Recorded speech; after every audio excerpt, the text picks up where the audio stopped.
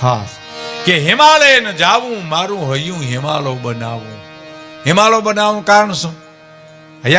મારા હૈયામાં દયા રાખું, પ્રેમ રાખું, સમર્પણ રાખું, દયા રાખું, પ્રેમ રાખું, સમર્પણ રાખું, ભક્તિ રાખું. આ મારા હૃદયની કમરની માલિપા બધું રાખીશ. બીજે ક્યાંય માણસને ક્યાંય જવાની જરૂર નથી કાંઈ. હો ખરેખર એક જણે સાધુને જઈને એટલું કીધું કે મારી એકાંતમાં બાપુ જાવું. તો કે એકાંતમાં શું કરું? તો ભજન કરવું. ભજન કરવું તો તારો આખું ઘર હોઈ ગયા પછી ખૂણામાં બેઠો બેઠો ન કરી તો નથી થતું, પણ તારા દીકરા બીજે જમાવવી છે એટલે જ આવું. આ બધા બાવા સંતની વ્યાખ્યા જુદી છો. સંતની વાત આખી વાત હું જે તમને કહું છું એ બાવાની કરું છું. સાધુની વ્યાખ્યા સંત કેને કહેવાય ખબર? કે સંતોનો સ્વભાવ છે એવો જનેતાની ગોદ ના જેવો. સંત કેને કહેવાય ખબર? સંતની આખી વ્યાખ્યા જુદી છે સાહેબ. સહજાનંદ સ્વામી, ગુણાતીતાનંદ સ્વામી એનો એક પ્રસંગ તમને કહી દઉં છે. જુનાગઢની બનેલી ઘટના સાંભળજો. મને અંદરથી કુદરતી મને યાદ આવી છે. હમણાં તમે વ્યવસ્થાએ ચા પાણી બધું કંઈ રાખતા નહીં, એના માટે આપણે ઇન્ટ્રો રાખશું. અમે થોડી ચા પીશું. 4 પ્રકારની ચા થાય: આપુડી, બાપુડી, સગુડી, જગુડી. એ પછી આપણે પીધા પછી વ્યાખ્યા કરશું ઇન્ટરવલ પછી. પણ જુનાગઢનો પ્રસંગ મને એક યાદ આવે છે. સ્વામિનારાયણ સંપ્રદાયની આ કથા ચાલે છે અને બહુ જાણીતો પ્રસંગ. ગમે એટલી વાર સાંભળો તો ગમે એવો. જુનાગઢમાં એક કઠિયારો બાવલો, એની બેન એક લાડડી બહુ હતી સાહેબ. માવતર મરી ગયેલા.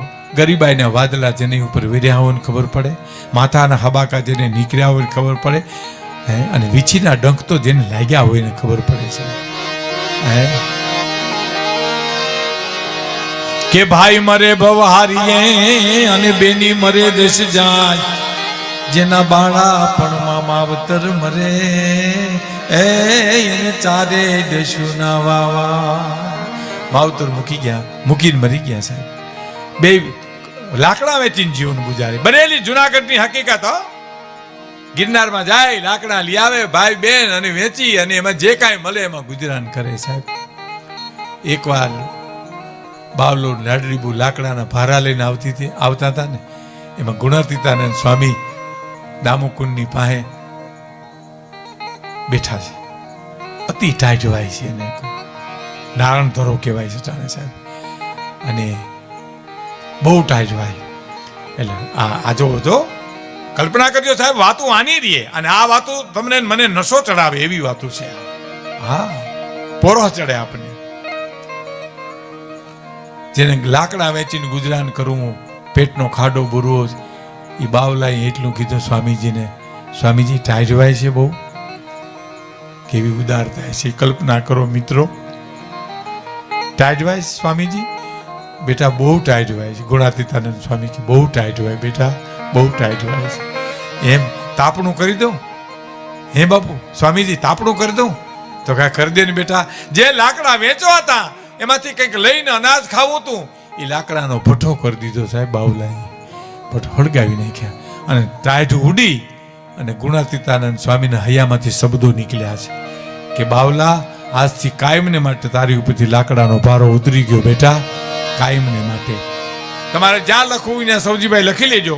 પ્રભુદાનભાઈ, દુલાભાઈ, આશીર્વાદે આપવાની વસ્તુ નથી, શ્રાપ પણ આપવાની વસ્તુ નથી. નીકળી જાય છે સાહેબ, એને કોઈ જગતની શક્તિ રોકી શકે નહીં.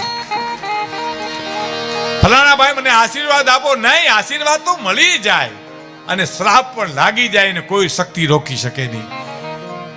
એમ ગુણાતીતાનંદ સ્વામીના હૈયામાંથી શબ્દો નીકળી ગયા. બાવલા, તારી ઉપર આજથી લાકડાનો ભારો ઉતરી ગયો બેટા. અને બાવલો કઠિયારો ક્યાં સમજે બિચારો. એની બેન લાડડી બુની કે સ્વામીજી કેવા દયાળુ છે, એને ટાઢ ઉડી ગઈ, એમાં તો કીધું તારી ઉપર ભારો ઉતરી જાય. એમ કઈ ભારા ઉતરે? શબ્દો સાચા પીડ્યા ગુણાતીતાનંદ સ્વામીના સાહેબ. લાડડી બહુ રૂપાળી હતી એની બેન, બહુ રૂપાળી હતી. જુનાગઢ નવાબે લાડડી બુ હારે લગ્ન કર્યા. લાડડી બુ હારે લગ્ન કર્યા પછી બાવલો કઠિયારો મટીને બાઉદીનભાઈ દિવાન બન્યા સાહેબ જુનાગઢના. બાઉદીનભાઈ દિવાન બન્યા અને જ્યારે એને નજીવો કર નાખ્યો પ્રજા ઉપર, ટેક્સ નાખ્યો, ત્યારે પ્રજા હોવાઈ ગઈ. પણ એનું કારણ એનું કારણ પહેલાં એ હતું કે એકવાર બાવલાએ આવીને લાડલી બુને એટલું કીધું હતું કે બેન ખાવું છે મારે. લાડલી બુ રોવા માંડી. સાહેબ, હું હમણાં જ સૌજીભાઈને બેઠો કહેતો હતો, આ દેશ કરુણાનો દેશ છે સાહેબ, આ દેશ આંસુનો દેશ છે. એક છોકરાએ આવીને ગામડામાં કીધું ને એની માને કે માં મારે ખાવું છે, તો કે બેટા કાંઈ નથી, અમે ભૂખ્યા બેઠા છીએ. રોવા માંડી ને, રોવા માંડી એટલે છોકરાએ કીધું કે રોમા માં, આપણી પાસે આંસુ છે, પછી આપણે બીજા કોની જરૂર હોય? આંસુ જેની પાસે ન હોય ને એ નિર્ધન કહેવાય, એ ધન વિનાના કહેવાય. આપણે તો ધનવાન કહેવાય, આપણી આંખમાં આંસુ છે સાહેબ. એ લાડલી બહુ રોવા માંડી. બાવલા, હું કામે ખાવું છે બેન મારે, કાંઈ નથી ઘરમાં, તો લાઈવ દાંતરડું હું લાકડા કાપી આવું. તો કે દાંતરડું બૂંધું છે, કકરાવવું પડે એમ છે, અને નકર લાકડા કપાય એમ નથી. એટલે પોતે બાવલો કહે છે કે લાવ હું લુવાર પાસે કકરાવી આવું. કકરાવે ને ગામડામાં દાંતરડા કકરાવે એમ કે. લુવાર નથી, બધા ઘરાક વયા ગયા. પછી બાવલે કીધું દાંતરડું કકરી દો ને. તો છે પૈસા? તો કે ના. તો કેમ કકરી દઉં?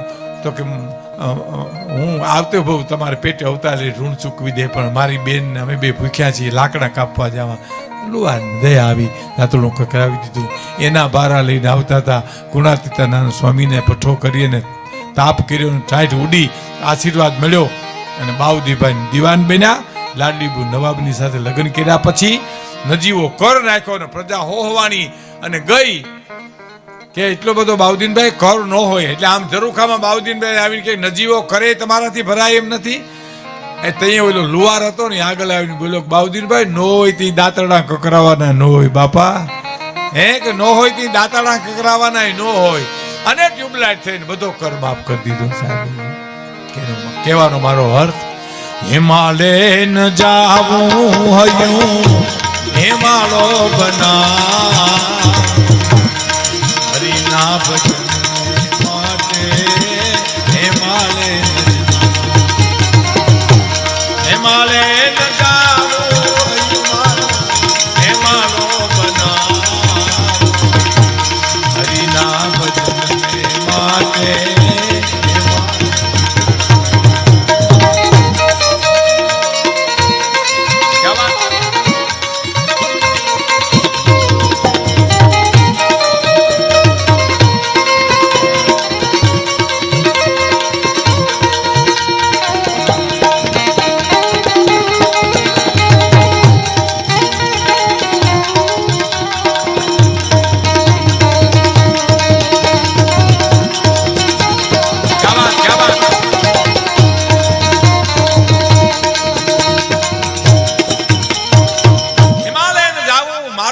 હિમાળો બનાવવું. આપણી પાસે જે કાંઈ છે સાહેબ ક્યાંય લેવાની જરૂર નથી. માણસે અંતર્મુખ થવાની જરૂર છે.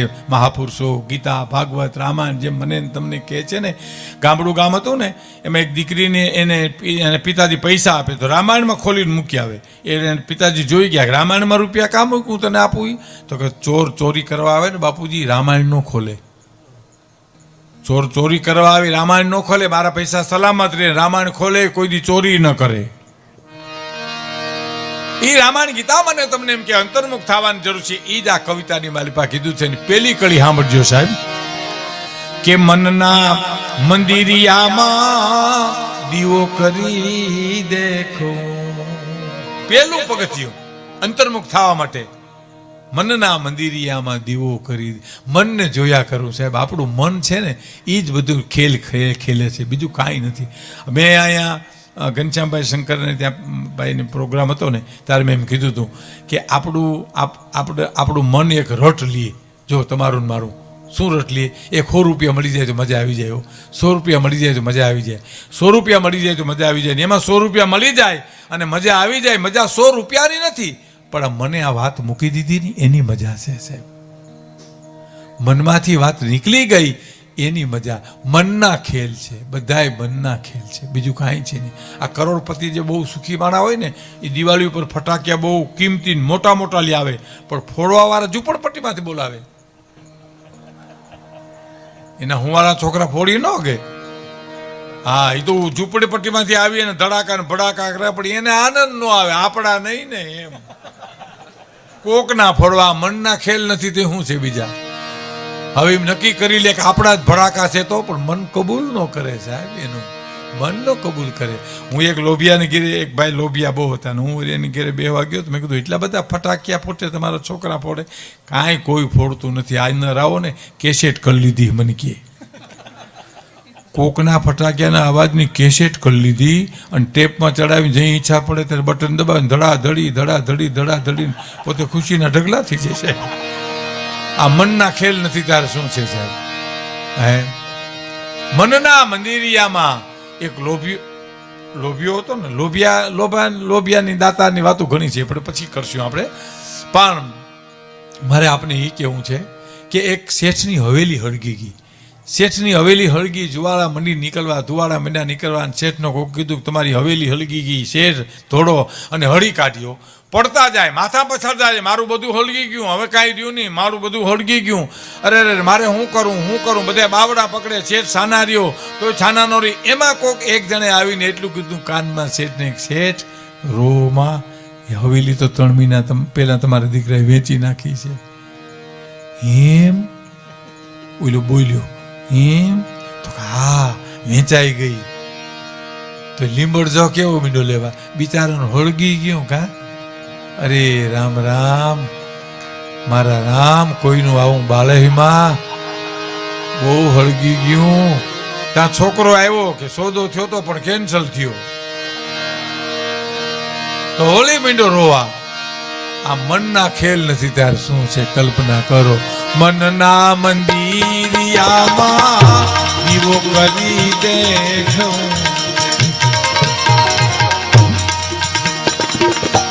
મનના મંદિરિયામાં દીવો કરી દેખું.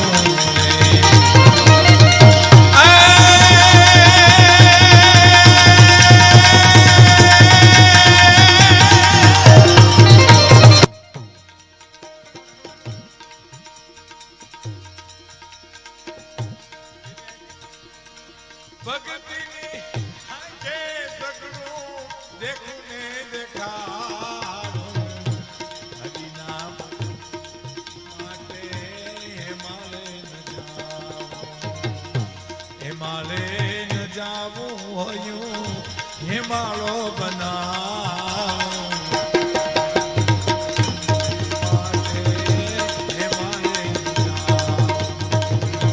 હરિના ભજન